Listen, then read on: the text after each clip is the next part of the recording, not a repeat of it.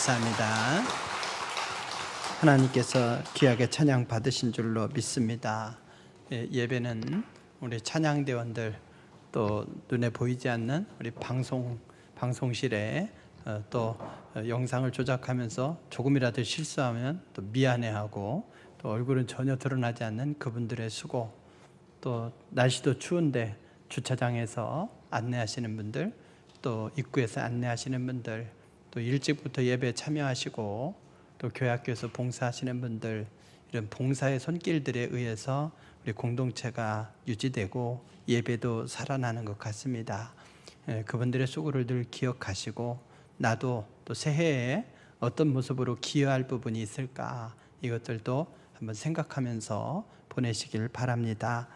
함께 이렇게 인사하실까요? 할렐루야, 말을 잘하고 삽시다. 말을 잘해야 돼요. 물론 말 못하는 사람 어디 있겠습니까? 근데 말을 제대로 잘해야 되는 거죠. 우리가 하나님의 사랑을 입은 하나님의 백성으로서 사랑하는 삶을 살아야 되는데, 에덴 동산에서 죄를 짓기 전에 가장 아름다운 모습, 이게 우리가 회복해야 될 모습이죠. 정의, 진리, 은혜, 이 세 가지 차원의 사랑이 완전한 균형을 이룬 그 사랑입니다.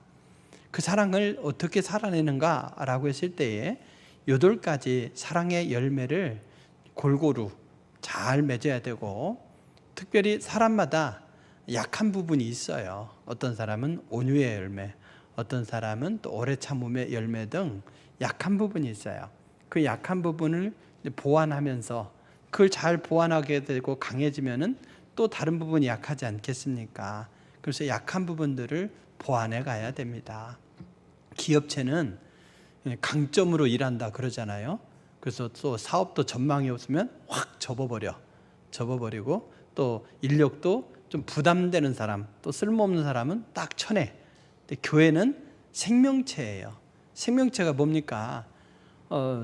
제가요, 뭐 성도들도 보면 요즘 다리가 아픈 분도 있고 또 마음이 아픈 분도 있고 다양한데, 저도 허리가 아파 죽겠어요. 요즘 여기 이쪽이 아파요. 왜 그러냐 했더니 운동을 좀 심하게 했더니 아파요. 이놈의 허리를 떼내버릴까 이런 생각하는데, 몸이기 때문에 부실하다고 해도 떼낼 수가 없잖아요. 그걸 끙끙 앓고 살아가는 것이죠. 새끼손가락 아프다고 그래서 손가락 10개 있으니까 하나쯤은 잘라내도 되지 하는 게 아니죠.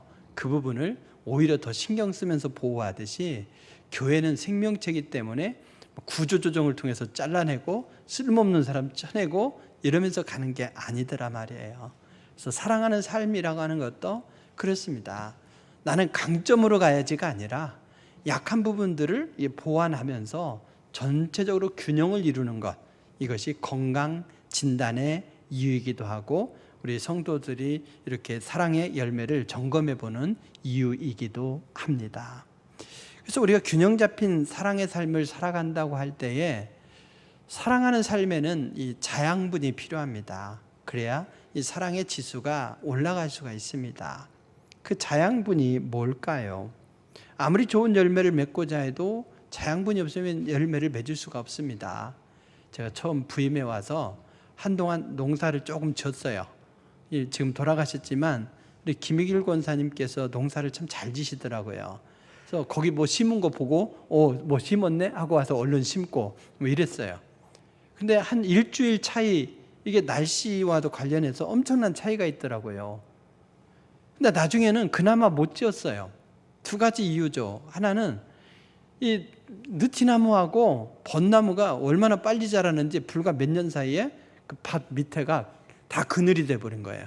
햇빛이 없어요. 또 하나는 뭐냐면 거름을 줘도 거름을 누가 뺏어가느냐? 그 나무들이 다 뺏어 먹는 거예요.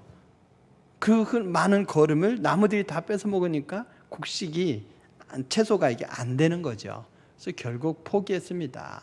그래서 열매를 잘 맺으려면 자양분이 필요하더라 이거죠. 그래서 사랑의 자양분이 우리 안에 충분히 있어야 됩니다. 로마서 5장 5절에 보게 되면 소망이 우리를 부끄럽게 하지 아니함은 우리에게 주신 성령으로 말미암아 하나님의 사랑이 우리 마음에 부은 바 됨이니 그랬죠. 우리 안에 하나님의 사랑이 막 부음받아야 돼요. 어떻게? 하나님께 우리의 그 수도관을 연결시키는 거예요. 그럼 하나님으로부터 사랑이 흘러오는데 넘치게 흘러오는 거죠. 넘치게. 그래서 그 넘치는 사랑을 나에게만 딱 고정시키는 것이 아니라 또 다른 사람에게 흘려보내야 돼요. 내게 없는 것을 딱딱 긁어서 남에게 퍼주는 사랑이 되면 안 돼요. 그러면 꼭 내가 당신 위해서 얼마나 희생했는데, 얼마나 뭐 했는데 꼭 그러거든요. 나중에는 상처만 남습니다. 그래서 영적인 자양분인 하나님의 사랑을 내가 충분히 공급받아서 내 잔이 넘치나이다 이러면서 그 흘러 넘치는 사랑이 또 다른 사람들을 풍성하게 해야 되는 것이죠. 그래서 하나님의 사랑, 그 근원이신 하나님께 우리의 수도를 연결해서 수로를 연결해서 사랑을 공급받고 그것을 또 다른 사람에게 흘려보내도록 해야 됩니다. 그런 의미에서 우리 성도는 수로다 이렇게 말할 수 있어요. 수로. 내게 있는 사랑을 주는 것이 아니라 하나님으로부터 흘러온 사랑을 또 다른 이들에게 흘려보내는 것이죠. 성지순례 같이 가보셔서 알겠지만 이스라엘 서해안에 가이사랴라고 하는 곳이 있습니다. 가이사랴, 카이사르, 그 이름을 빌려온 거죠. 카이사르, 그는 로마 황제 제1대 황제이고, 카이사르 황제는 또 다른 황제지만은 그 아우구스투스, 로마의 제1대 황제인 아우구스투스 중간 이름이 또 카이사르예요. 그래서 카이사르는 어찌 보면 황제라고 하는 칭호가 되기도 합니다. 로마 황제 아우구스투스가 헤롯 대왕에게 이 가이사랴, 이전에는 다른 이름이었죠. 그 가이사랴를 이렇게 하사해 줬습니다. 그러면 아부의 대왕이라고 할 수 있는 이 헤롯 대왕이 가만히 있겠습니까? 하사품을 받았는데요. 그날로 그 땅에 대대적인 공사를 벌였습니다. 무려 12년 동안 공사를 벌려서 항구와 도시를 만들어서 아우구스투스 황제에게 헌정한다 해서 가이사랴라고 이름을 지었습니다. 저곳이에요. 저곳인데 사실은 저곳이 항구를 만들기에도 적합하지 않고 또 도시를 만들기에도 적합하지 않은 곳입니다. 왜냐? 항구는 대체로 어떻게 됩니까? 포구에다 만들잖아요. 그러면 저절로 이게 포구는 바다가 잔잔해져서 배를 정박하기 좋은데 저기는 포구가 없는 거예요. 조금 돌출된 형태에 이렇게 돼 있어요. 그래서 어떻게 했느냐? 그 헤롯 대왕이 인공으로 방파제를 만들었습니다. 그 깊은 바다에다가 2000년 전에 방파제를 만들었어요. 어떻게 만들었냐면 나무 같은 걸로 틀을 짜요. 바다 위에 띄워놓고 거기에 콘크리트를 부었어요. 그래서 크게는 20톤 정도나 되는 그런 엄청난 무게의 콘크리트 구조물들을 만들어서 바다에다가 빠뜨린 거죠. 그렇게 해서 쌓고는 거기 방파제를 만든 거예요. 남아있는 그 부분이 저 건물 지나서 끝부분이 있죠. 거기죠. 그 엄청난 양을 바다에다 그 구조물을 만들어서 넣음으로써 방파제를 만들고 인공포구를 2000년 전에 만든 거예요. 무려 길이가 남쪽은 500m, 북쪽은 200m 되는 길이의 방파제를 만들었던 것이죠. 그리고 도시를 만드는 데도 적합하지 않다고 했습니다. 도시를 만들려면 필수적으로 뭐가 있어야 되느냐? 사람이 마실 물이 있어야 돼요. 근데 저곳은 물이 흔하지 않은 거예요. 물론 바닷물은 많지만 바닷물을 마실 수는 없죠. 그래서 이 헤롯 대왕은 인공 수로를 만들었습니다. 그래서 물을 끌어온 거죠. 가이사랴 인근에 그 티무르라고 하는 강이 있어요. 타니님이라고 하는 강이 있는데, 타니님이라고 하는 이 강은 가이사랴보다 낮아요. 그러니까 강물이 그 도시로 흘러갈 수가 없는 거죠. 그래서 어떻게 했느냐? 인공으로 아래 수도를 만든 거예요. 낮은 수로. 땅을 파서 낮은 수로를 만들어서 그 생수를 공급했습니다. 그걸로 부족하기 때문에 지금 보다시피 저게 수로예요. 수로. 저 수로를 갈매산 인근까지 만든 거예요. 한 20km 가까이 만들어서 그곳에 있는 물을 가이사랴까지 끌어왔어요. 2000년 전에 저걸 만든 거예요. 엄청난 공사죠. 수로를 만든 게. 지금 물이 흐를까요, 저기에? 수원제는 물이 있지만 저기는 물이 흐르지 않습니다. 왜 그렇습니까? 기둥이 깨지고 수로가 중간에 끊어졌기 때문이죠. 아무리 많은 물이 수원제에 있다 할지라도 그 물을 끌어올 수 없는 것은 수로가 끊어졌기 때문인 것이죠. 하나님의 사랑이 아무리 풍성하다고 해도 하나님으로부터 내게 흘러오는 이 수로가 끊어지면 공급받을 수가 없어요. 또 내게까지 아무리 많은 사랑이 물이 흘러온다 할지라도 수로가 끊어져 버리면 다른 사람에 흘러갈 수가 없지요. 우리 성도는 수원지가 되신 하나님으로부터 사랑을 공급받아서 그것을 또 다른 사람들에게 흘려보내야 돼요. 근데 우리가 이론적으로는 잘 알고 있지만 실제로는 그게 쉽지 않습니다. 왜 그렇습니까? 하나님의 사랑의 마음을 열라는 말씀을 들었어도 방법을 모르면 소용이 없는 것이죠. 하나님의 사랑을 충분히 공급받지 못하니까 나의 삶도 척박할 뿐 아니라 또 다른 사람을 사랑하는 삶을 쉽게 살아내지 못합니다. 하나님의 사랑을 실제적으로 경험하면서 그 사랑을 이웃들에게 흘려보낼 때에 진정한 사랑의 열매를 맺을 수가 있습니다. 하나님의 사랑을 실제적으로 경험하고 그 사랑을 흘려보내기 위한 몇 가지 방법이 있는데 그 중에 하나가 바로 인정하는 말이라고 하는 거예요. 하나님께서 우리를 사랑하시는 방식 중에 하나가 뭐냐? 말씀 속에 보면요, 우리를 인정해 주시는 말씀이 가득해요. 내게 속삭이시는 하나님의 음성을 말씀 속에서 발견할 수 있기를 바랍니다. 그리고 우리가 배우자에게, 자녀에게, 또 성도에게, 이웃들과의 관계 속에서 인정하는 말을 사용하게 되면 의외로 엄청난 변화가 일어날 것입니다. 인정하는 말에는 힘이 있기 때문이죠. 옷이 참 잘 어울리네요. 신앙과 뭔 상관이 있겠습니까? 그러나 내 안에 풍성한 은혜가 있을 때 저절로 그 말이 나올 수가 있어요. 당신은 정말 스포츠에 대해서 잘 아시는군요. 사소한 말 같지만 그 한마디가 그 마음을 녹여요. 꼭 이걸 말로 해야 되나 싶기도 하죠. 하지만 말을 해야 합니다. 말을 하지 않으면 모릅니다. 결정적으로 우승자 발표하기 전에 뭐 합니까? 오늘의 우승은 하다가 광고를 보고 오겠습니다. 그러죠? 예, 광고 하나 보면서 보고 나서 말씀을 이어가겠습니다.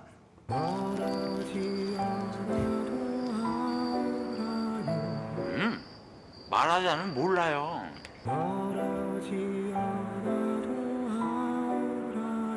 말하지 않으면 몰라요. 요리를 못하는 아내에게 말해버렸다. 우리 그냥 시켜 먹자. 정 때문에 못한 말 까놓고 말하자. 목 마를 텐데 국물이랑 같이 먹어. 말하지 않으면 몰라요. 요리 잘하는 줄 알아요. 그래서 말을 했어요. 또 어떻게 됐어요? 엄청난 보복이 있죠. 말을 해야 돼요. 그러나 말을 잘해야 됩니다. 우리 군에서 그 형제들에게 초코파이를 많이 줬어요. 늘 초코파이를 사다가 주는데 꼭 애들이 오리온 걸 찾아요. 초코파이 다른 데서도 나오는 게 있는데 그걸 좀 싫어하더라고요. 아니 내가 볼 때는 비슷한 맛인데 왜 그러냐 했더니 저거에는 다른 쪽에 없는 게 있대요. 뭐냐면 정이래, 정. 그래서 글자 하나 넣는 것도 엄청난 판매 전략이더라고요. 어쨌든 여러분, 말을 해야 돼요.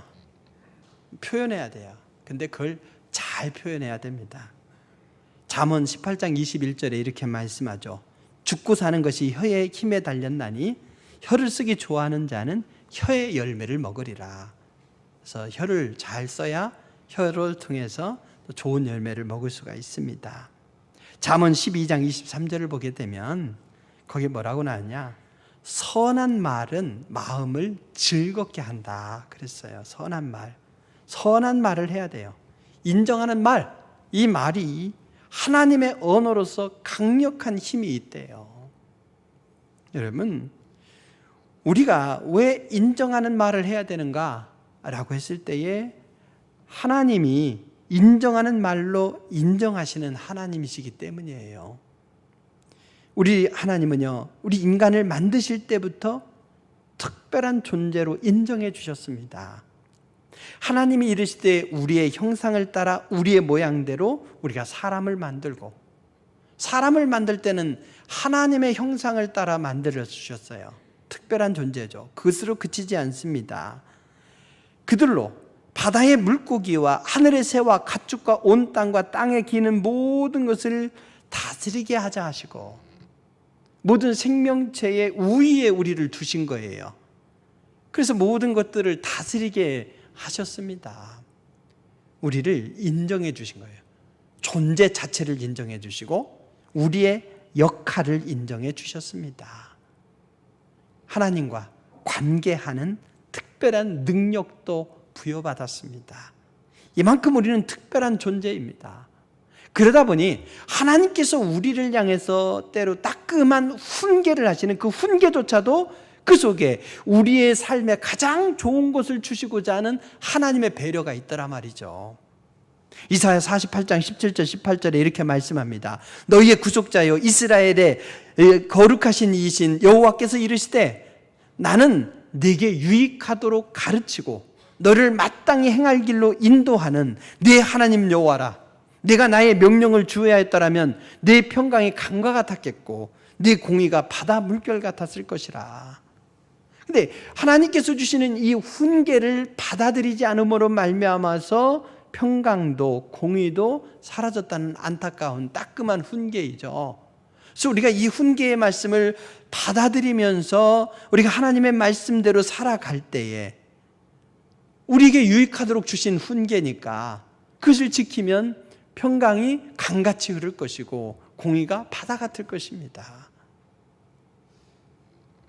성경 끊임없이 하나님의 격려를 우리에게 전달해 주고 있습니다. 이사야 41장 10절 너무나 잘 아는 말씀입니다. 두려워하지 말라. 내가 너와 함께함이라. 놀라지 말라. 나는 네 하나님이 됨이라. 내가 너를 굳세게 하리라. 참으로 너를 도와주리라. 참으로 나의 의로운 오른손으로 너를 붙들리라. 예레미야 29장 11절을 보십시오. 여호와의 말씀이니라. 너희를 향한 나의 생각을 내가 아나니 평안이요 재앙이 아니니라. 너희에게 미래와 희망을 주는 것이니라. 예레미야 31장 13절입니다. 그때에 처녀는 춤추며 즐거워하겠고 청년과 노인은 함께 즐거워하리니 내가 그들의 슬픔을 돌려서 즐겁게 하며 그들을 위로하여 그들의 근심으로부터 기쁨을 얻게 할 것임이라. 세상에 어디 가서 그런 위로를 받겠습니까? 우리 하나님이 말씀을 통해서 우리에게 끊임없이 격려해 주십니다. 거친 세상에서 실패하거든, 거친 세상에서 지치고 낙심이 되거든 말씀으로 돌아오시기 바랍니다. 말씀 속에서 위로를 받으시기 바랍니다. 하나님께서 주시는 말씀은 충고조차도 우리에게 유익하도록 하기 위한 특별한 사랑에 담겨 있습니다. 하나님 앞에 나와서 하나님과 교제하면서 우리를 인정해 주시는 말씀을 들으면 힘이 절로 날 수밖에 없고 우리 인생의 가치가 달라집니다. 우리 예수님도 마찬가지예요. 우리 예수님은 보면 구약에 있는 말씀들을 이렇게 인용해서 그것을 확인시켜주는 경우들이 많이 있어요. 광야에서 사탄에게 시험을 들 때조차도 예수님은 성경 말씀으로 물리치지 않았습니까? 예수님의 말씀은 그에 반응하는 모든 이에게 생명과 소망을 가져다 줍니다. 요한복음 3장 24절을 보십시오. 내가 진실로 진실로 너희에게 이르노니 내 말을 듣고 또 나를 보내시는 이를 믿는 자는 영생을 얻었고 심판에 이르지 아니하나니 사망에서 생명으로 옮겨서느니라. 얼마나 소중한 말씀입니까? 예수님은 우리를 사망에서 생명으로 옮기는 말씀을 우리에게 주셔요. 그러면서 그 무엇도 아버지 사랑에서, 예수님 사랑에서 우리를 빼앗을 수가 없다고 확증시켜 주십니다. 인류에 대한 하나님의 무조건적인 사랑을 인정하는 말로서 우리에게 나타내 주십니다. 예수님은 처음부터 끝까지 진리와 위로와 구원의 말씀으로 우리에 대한 사랑을 선언하십니다. 인정하는 말, 이것은 예수님이 늘 유창하게 구사하시는 사랑의 언어입니다. 이 말 앞에서 많은 이들이 변화되었습니다. 종교개혁자 마틴 루터를 보십시오. 그는 그렇게 담대한 사람은 아니었습니다. 그런데 그가 종교개혁에 불을 지핀 그런 혁명가였어요. 그는 늘 하나님과의 관계에 대해서 고민했어요. 하나님과의 관계를 해보려고 했지만 늘 공허감이 찾아왔고 또 자괴감이 찾아오는 거죠. 그러던 그가 말씀을 읽다가 로마서 1장 17절을 만났습니다. 오직 의인은 믿음으로 말미암아 살리라. 이 말씀에 이르렀을 때에 잠시 읽기를 멈추고 생각에 잠겼습니다. 가슴 속에는 형언할 수 없는 기쁨이 몰려왔습니다. 평소 엄격하고 절제된 훈련의 삶으로 하나님과의 관계에 들어가려고 했지만 그것을 이루지 못했던 거죠. 그로 인해 찾아오는 공허감을 감당할 수가 없었습니다. 그런데 눈을 떴습니다. 루터는 이 구원이 행위가 아니라 믿음으로 말미암는다는 것을 이해하게 되었고, 이 진리는 그에게 낙원으로 들어가는 문이 되었다고 그는 그렇게 간증합니다. 이후로 마틴 루터는 행위로서 하나님을 기쁘시게 하는 것이 아니라 말씀으로 하나님과 교제를 즐거워하게 되었습니다. 그에게 있어서 성경은 하나님의 말씀이었습니다. 하나님의 말씀은 특별한 존재로 만드시고 특별한 존재로 대우하시는 하나님, 그 하나님께서 우리를 인정해 주시는 말씀으로 가득 차 있는 것이죠. 그래서 당시에 사제들조차도 제대로 읽지 못하는 라틴어로만 되어 있는 성경책을 우리 성도들이 함께 읽고 그 성경 속에서 하나님이 주시는 인정의 말씀을 듣도록, 그러면서 그 인생이 달라지도록 하기 위해서 독일어판 성경으로 번역 작업을 했습니다. 그래서 모든 성도들이 말씀 속에서 하나님의 인정하시는 말씀을 경험하도록 한 것이죠. 그도 변화됐을 뿐 아니라 번역된 그 말씀으로 인해 독일의 크리스찬들이 변화되게 된 거죠. 성경 안에서 다윗 또한 하나님의 인정하시는 말로 변화를 경험한 사람입니다. 그는 가장 위대한 왕이죠. 그렇지만 그의 인생을 보면은 그렇게 위대한 왕이 됐다는 것이 참 기적입니다. 불행과 위기로 가득 찼던 삶이에요. 상처투성이에요. 억울한 상황, 그로 인한 분노로 가득 찰 수밖에 없는 인생입니다. 그런데 다윗의 모습을 보면 전혀 그런 모습을 찾아볼 수가 없습니다. 오히려 감사로 가득 차 있습니다. 도피 중인 삶이었지만 다윗을 존경하는 사람들이 목숨을 걸고 그를 추종했어요. 수백 명의 사람이 말입니다. 그리고 그가 마침내 왕이 된 후에도 사울 왕가에 대해서 보복하지 않았죠. 오히려 요나단의 그 아이를 보호해주고 그를 존중해주고 그와 함께 식사도 했습니다. 왜 그렇습니까? 세상 모든 사람들이 그를 모른다 하여도 사울 때문에 백성들의 도움을 받을 수가 없어요. 도움을 줬다는 것으로 그 사람들에게 향해서 보복하니까 도움을 받을 수도 없고 도움도 줄 수 없는 그런 안타까운 관계입니다. 정말 고립무원의 상황이었지만 그럼에도 불구하고 그는 하나님의 인정하심을 경험한 거예요. 다윗이 고백한 시편을 보면 하나님의 인정하심에 대한 감사, 기쁨으로 가득 차 있습니다. 다윗은 하나님의 말씀을 대할 때마다 하나님의 격려의 말씀을 느끼고 인생을 찬양과 감사로 채워갈 수가 있었습니다. 시편 119편에 이런 말씀이 있어요. 주의 말씀의 맛이 내게 어찌 그리 단지요. 내 입에 꿀보다 더 다니이다. 주의 법도들로 말미암아 내가 명철하게 되었으므로 모든 거짓 행위를 미워하나이다. 주의 말씀은 내 발의 등이요 내 길의 빛이니이다. 하나님의 말씀을 등으로 빛으로 그렇게 비유했어요. 정말 고립무원의 상황에서 다윗이 승리할 수 있었던 것은 하나님의 말씀, 특별히 그를 격려해주는, 인정해주는 그 말씀이었습니다. 주의 증거들로 말미암아 내가 영원히 나의 기업을 삼았사오니 이는 내 마음의 즐거움이 됨이니이다. 환경을 뛰어넘어 그 마음이 즐거우니 그 환경이 상처가 되지 않았던 것이죠. 그는 하나님의 인정해 주시는 사랑을 받기만 한 것이 아니라 그는 범사에 하나님을 인정했어요. 하나님이 인정해 주시고 그가 하나님을 인정하는 것, 진정한 교제가 아니겠습니까? 주를 찾는 자는 다 주 안에서 즐거워하고 기뻐하게 하시며 주의 구원을 사랑하는 자는 항상 말하기를 여호와는 위대하시다 하게 하소서. 하나님께 영광을 돌리도록, 이 시편을 대하는 이들마다 하나님께 영광을 돌리도록 다윗은 초대했습니다. 사랑하는 성도 여러분, 인생이 힘드십니까? 성경 말씀을 사랑하십시오. 성경 말씀은 하나님이 주신 궁극적인 진리의 말씀입니다. 말씀 가운데서 하나님께서 나를 특별한 존재로 인정하시면서 나에게 주시는 그 인정의 말씀을 발견하십시오. 우리가 힘든 늘 다윗보다야 힘들겠습니까?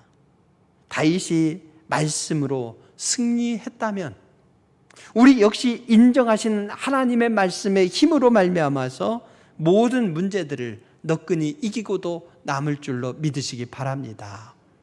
오늘 본문을 보면 구약에서는 다윗이라면 오늘 본문에서 신약에서는 삭개오가 변화되었죠. 예수님께서 여리고로 들어가시다가 지나가시다가 삭개오를 만났습니다. 삭개오는 본문에 보니까 세리장이요 부자였다고 했어요. 그러니까 백성들의 등골을 많이 뽑아먹은 사람이죠. 그가 예수님을 보기를 원했습니다. 그래서 돌무화과 나무 위로 올라갔죠. 근데 예수님께서 그냥 스쳐 지나가지 아니하시고 거기에서 이렇게 말씀하십니다. 삭개오야 속히 내려오라. 그 이름을 어떻게 하셨을까요? 삭개오야 속히 내려오라. 내가 오늘 네 집에 유하여야 하겠다.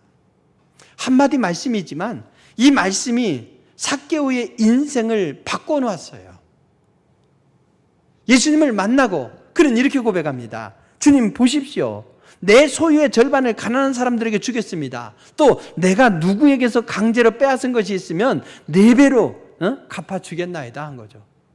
남의 걸 속여서 빼앗고 강제로 빼앗으면 그것은 율법으로 보면 5분의 1, 20%만 갚으면 돼요. 추가해서.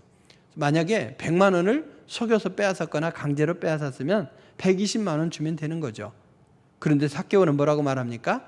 400만 원을 돌려주겠다는 거예요. 400만 원. 예수님이 그에게 재산을 내놓으라거나 도둑질 한 것을 갚으라고 한마디 하지 아니하셨어요. 그런데 자원에서 그렇게 하지 않고는 견딜 수 없는 마음이 된 거죠. 왜 그렇습니까? 무엇이 그렇게 감동을 시켰습니까? 이미 말씀을 드린 대로 삭개오야 속히 내려오너라. 내가 오늘 네 집에 유하여야 되겠다 하는 그 한마디입니다. 삭개오가 세리장이요 부자라고 했죠.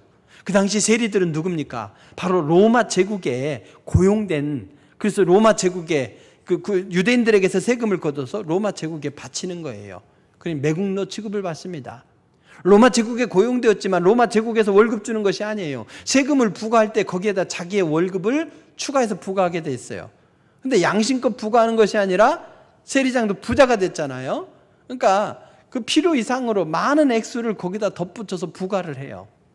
그러니 도둑놈이죠. 매국노이자 도둑놈. 키가 작다 보니까 스스로 컴플렉스가 있어요. 사람들을 만나기가 두렵습니다. 사람들을 만난들 그 시선이 따갑죠.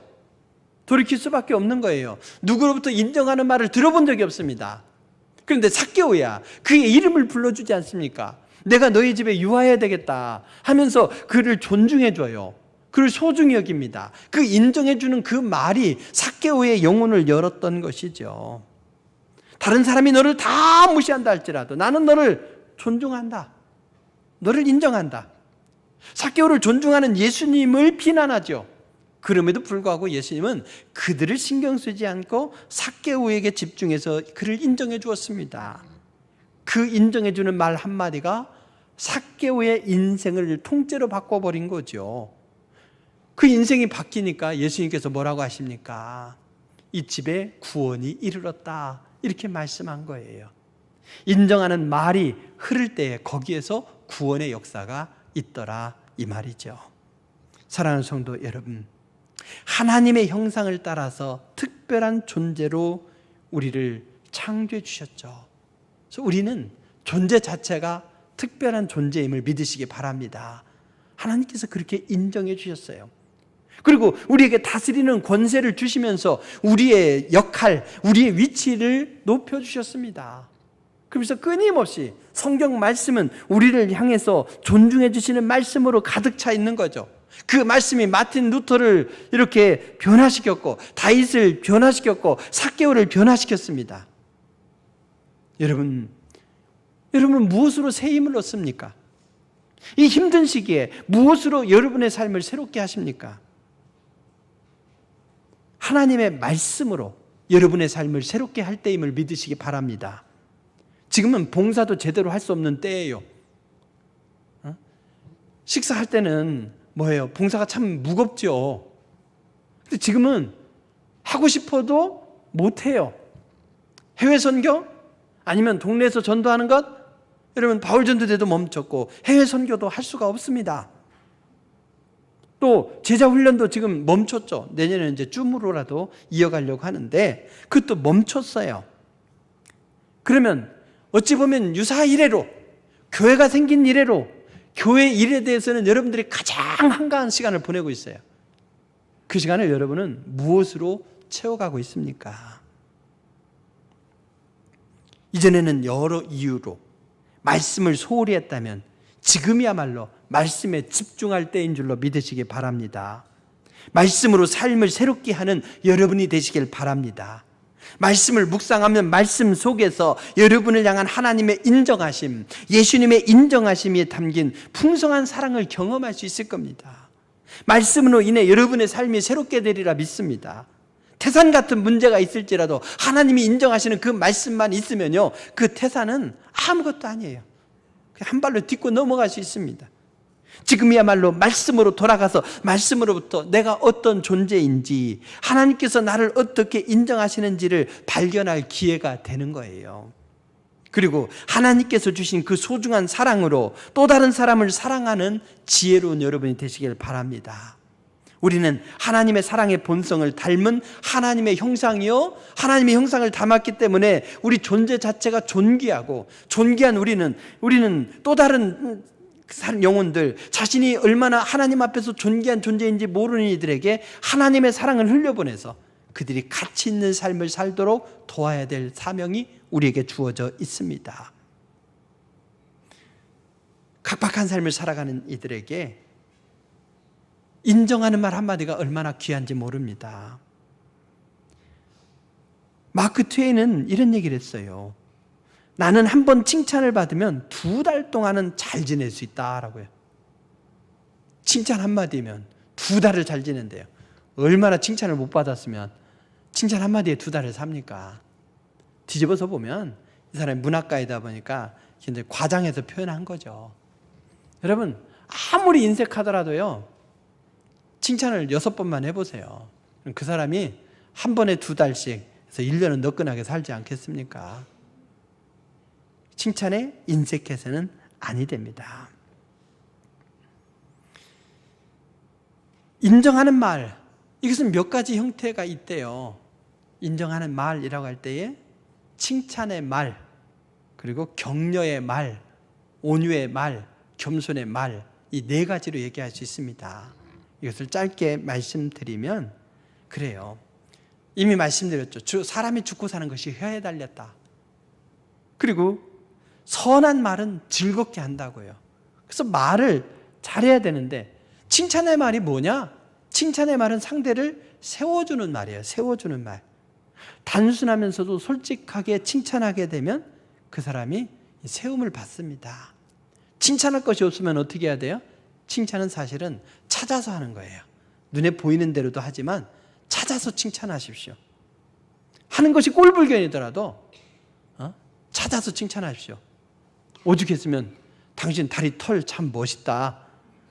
반바지 입었을 때 그 한마디의 칭찬 때문에 날마다 부인 앞에서는 반바지만 입고 나타난다잖아요. 칭찬이 힘이 있어요. 그래서 아우 당신 옷이 참 잘 어울려. 그 옷을 입으니 참 멋있어요. 상대방을 이렇게 세워주는 말이에요. 그런 말을 하시기 바랍니다. 또 격려하는 말은 뭐냐? 상대방이 용기 나게 해주는 말이에요. 북돋주는 말, 북돋워주는 말, 덕을 세우는 말, 사랑과 선행을 격려하는 말은 잠재력이 있습니다. 온유한 말이 뭐겠습니까? 여러분, 말과 태도가 따로 노는데 때로는 태도가 말의 내용을 결정해요. 말은 그럴듯하고 굉장히 좋은 말 같은데 태도 때문에 그 말이 전달이 안 돼요. 그래서 어떤 사람은 바른 말을 싸가지 없이 한다 이런 얘기도 하잖아요. 그래서 우리가 동시에 두 가지 말을 할 수가 있어요. 한 입에서 동시에 나오는 말인데 어떻게 왜? 말의 내용과 태도가 다르기 때문에. 그래서 내용만 보면 좋은 말인데 태도를 보니까 안 좋은 말 이럴 수 있잖아요. 반에서 친구끼리 싸웠을 때 선생님이 억지로 말을 시키죠. 미안하다 뭐 이런 식으로. 근데 미안하다 입에서 나오기는 해요. 선생님이 시키니까. 그렇지만 태도는 뭐예요? 전혀 안 미안하다. 네가 나한테 미안한 거지. 이러면서 말과 이 태도가 따로 노는 수가 있어요.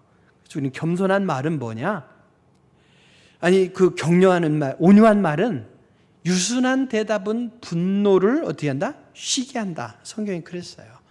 그래서 상대방을 이렇게 용기를 북돋주는 그런 격려하는 말과 더불어서 태도를 바르게 해서 상대방을 높여주는 것, 존중해주는 것, 이것이 중요합니다. 화를 부추기는 말이 아니라 부드러운 말을 해야 되는 거죠. 그리고 겸손한 말이 뭡니까? 겸손한 말은 나를 낮추는 말이 아니에요. 겸손은 뭐냐면 상대를 높여주는 거예요. 당신이 소중합니다. 당신이 귀합니다. 하는 말이 겸손의 말이에요. 명령형은 뭐겠습니까? 이미 내가 우월하다 이런 거 아니겠어요. 그래서 상대방에게 부탁하는 것. 아이에게도 부탁하면서 말해보세요. 이것이 바로 겸손의 말인 거예요. 겸손은 나를 낮추는 것이 아니라 상대를 높이는 것이다. 이것을 기억하면서 말씀하시기 바랍니다. 여러분이 속한 자리에서 사랑의 열매를 맺으면서 사랑의 공동체를 잘 세워가야 됩니다. 이때 정말 중요한 것이 말입니다. 인정하는 말, 이것은 하나님의 언어이고 우리의 입술에서 나가야 될 말입니다. 하나님의 언어가 루터를 변화시켰고 또 다윗을 변화시켰고 삭개오를 변화시켰다면 하나님의 사랑을 공급받아서 인정하는 말 속에서 하나님의 사랑을 공급받아서 나로부터 또 다른 사람들에게 그 하나님의 사랑이 흘러가면 뭡니까? 그 사람이 변화되는 거죠. 어떻게 흘려보냅니까?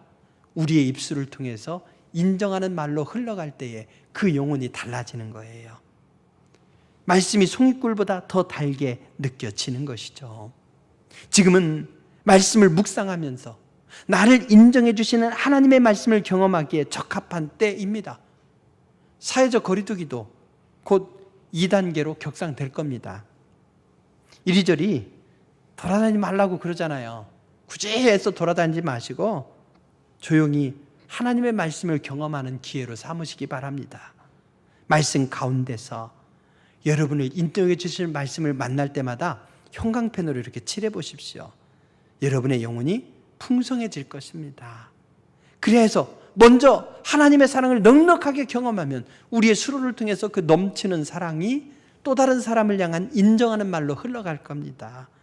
상대를 세워주는 칭찬의 말, 상대에게 용기를 북돋워주는 격려의 말, 상대에게 유순한 태도로 다가가는 온유의 말, 그리고 상대의 소중함, 그리고 그 능력을 인정하는 그런 겸손의 말, 이 말로 인해 부부관계가 달라질 것이고, 부모와 자녀의 관계가 달라질 것이고, 교우의 관계가 달라질 것이고, 여러분의 일터가 달라질 것입니다.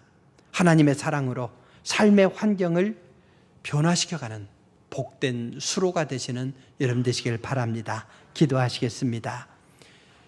창세 전부터 우리를 향한 위대한 계획을 갖고 계셔서 우리를 존귀한 존재로 인정하시고 우리의 역할을 존귀하게 인정해 주시고 그것을 경험하지 못하는 이들에게 끊임없이 다가오셔서 인정하는 말로 변화시켜 주시니 감사드립나이다. 오늘 우리가 먼저 그 놀라운 사랑을 경험하기를 원합나이다. 말씀을 묵상하게 하시고 말씀 속에서 우리에게 다가오셔서 인정해 주시는 주님의 사랑으로 인해 많은 믿음의 선진들처럼 놀라운 인생의 변화를 경험할 수 있도록 도와주시옵소서. 그리고 우리를 통해서 주님의 인정하시는 말씀에 담긴 그 사랑이 이웃들에게 흘러가게 하시고 척박한 세상 속에서 존귀한 존재인 줄 모르고 교만으로, 죄로, 또 박탈감 속에서, 고통 속에서 신음하는 많은 영혼들에게 참된 구원을 전달하는 귀한 영혼 될 수 있도록 함께하여 주시옵소서. 우리의 넘치는 사랑이 우리에게 있는 주변 환경에 놀라운 변화로 이어지기를 원하오며 예수님의 이름으로 기도드립니다. 아멘.